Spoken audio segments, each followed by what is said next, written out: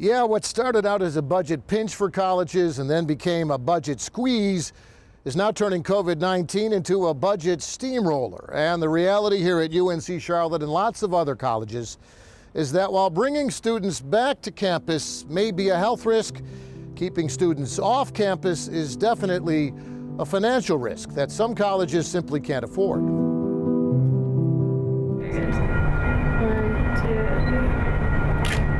Graduating from college in the middle of coronavirus is pretty bad, pretty sad, really. Cap and gown photos with friends as 4 years of college ends doesn't really make up for the empty campus or the lost weeks of your last semester. But you know what may be just as bad? How about coming back to college in the middle of coronavirus? Pretty good semester, and then everything kind of hit the fan. And we caught up with Ryan Prusha on moving out day last semester, when everybody here at UNC Charlotte thought they'd be moving back this semester. Yeah, who knows what's going to happen next year? We might not even come back in the fall. Yep, turns out Ryan's prediction back in May was right. His move in here at Belk Hall on hold for now, his senior year online for now, as UNC Charlotte extends its stay-at-home policy last semester to start this semester. Very eerie, just like a dead campus. It's different just having to basically sometimes teach yourself. Jameer Young says learning all online at the end of his freshman year was tough. And so was losing the end of his freshman of the year basketball season. What was that like? What is that like when suddenly it just kind of stops? It's definitely disappointing, I feel like people will be happy to get back, happy to start school again, just because it's been such a long time. And while Jameer worries about school and basketball, it's tough, yeah. It was hard for him. Jameer's mom worries about him. Once we got home, we could kind of put things into perspective and he could understand how serious the virus was and what was going on and what needed to happen to stay safe. I think he got used to the fact that we're in a situation that is definitely not the normal.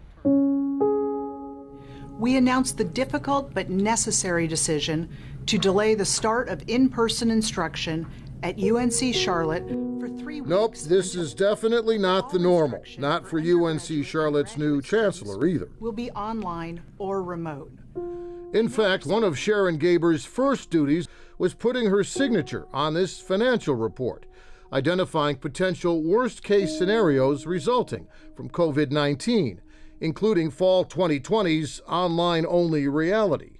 At UNC Charlotte, online only means losing $18 million in housing fees, $10.4 million in dining fees, and $5.4 million in parking fees for every semester students are off campus.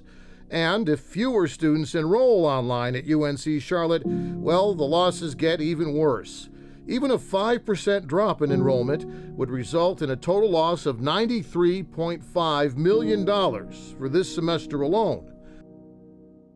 At Central Piedmont Community College, Professor Shannon Blair opens the door and turns on the lights for English 111. Come on, what are you doing tomorrow morning? We're going to be in the classroom. Not the online version, but an actual on-campus class, teaching actual on-campus students. Any questions about that? In-person classes at Central Piedmont are starting out few and far between, but at least they have in-person classes. No student housing means no student clusters of COVID-19 here so far. Like I said to them today, there's just something you can't replace about a face-to-face interaction, even if we have to have masks on. We do need to get those students on campus. However, there is a bit of a fear among students, among faculty as well. We're just trying to lead. We're trying to give people a comfort level to try to keep the learning space as safe as possible. Central Piedmont's VP for Finance, Mike Whiteman, says it's all just a balancing act right now. Are you going to cause a cluster because you made this decision to allow, 5 more classes to open on campus? On the health side and the financial side. There's no money tree out there that we can grab from. There's no playbook.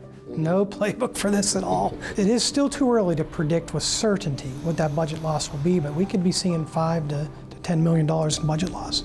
Whiteman adds that one thing North Carolina colleges won't be doing to make up for those losses is raising tuition fees. because we do not want to pass any of this hurt or budget pain onto the students. What COVID-19 budget cuts and enrollment losses could mean in the future, though, is fewer programs or classes on campus for students to choose from. But on many Carolina College campuses this school year, fewer choices for students is better than what they're starting with, which is pretty much no choice at all. Just have everything open back up again and get life back to normal would be great, because I don't know if I can go all the way through the rest of school just doing online. By the way, one other thing that colleges are seeing during this non-normal school year is the link between unemployment and enrollment. Now, usually when more people are out of work, that means also more people are signing up for college, to get better job skills to help them find a job. But this year, while unemployment is sky high because of COVID-19, enrollment is actually dropping, which means either students may be afraid of the virus or they don't like the online college alternatives.